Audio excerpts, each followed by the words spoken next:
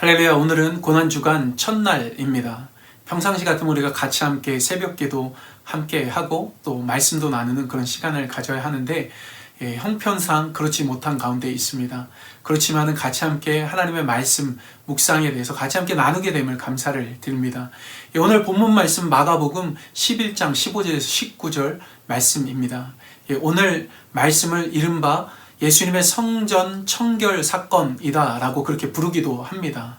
예수님께서 성전에 기도하러 가셨는데 성전의 모습을 보시고서 많이 실망하신 것입니다.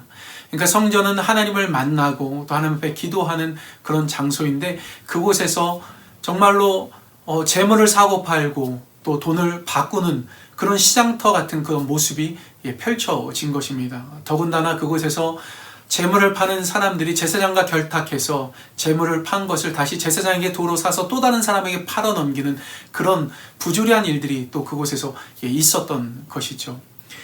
우리가 보통 장소라는 것을 어떻게 사용하느냐에 따라서 그 장소의 의미가 많이 달라지고 그 가치도 많이 달라집니다.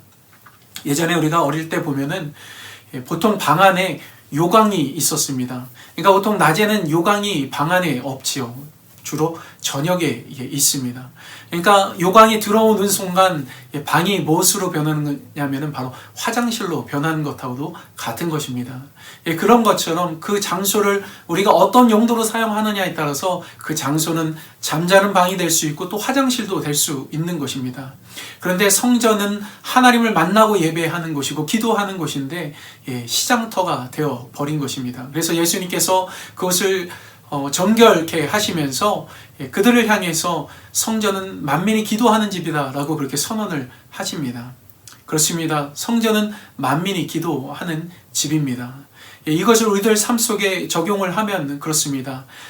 지금 오늘날 만민이 기도하는 집, 성전, 그것은 다른 곳에 있는 것이 아니라 바로 우리 안에 있습니다. 그래서 성령께서 우리 안에 계시기 때문에 엄밀히 따져보면 우리 자신이 성전과도 같은 것이죠. 그래서 항상 우리는 우리 자신을 잘 돌봐야 합니다.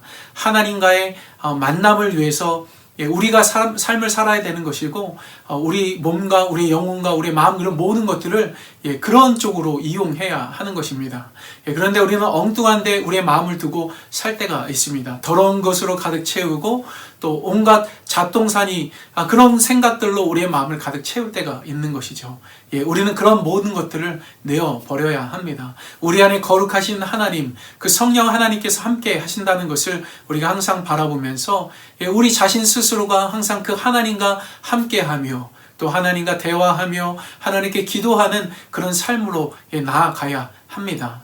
우리는 거룩한 하나님의 자녀들입니다. 성전이라는 의미가 holy place, 그러니까 거룩한 그런 곳이다 라는 그런 의미가 있는 것처럼 정말로 구별된 그런 장소라는 그 의미처럼 우리도 구별된 하나님의 자녀로서 합당하게 살아가야 합니다. 시대가 어수선하고 또 오늘날 우리가 살아가는 시대는 이른바 포스트 모더니즘 시대라고 그렇게 말을 합니다. 여기저기 자기가 말하는 것이 옳다라고 이야기하고 자기 주장을 많이 펼치는 그런 시대가 오늘날 시대인 것입니다.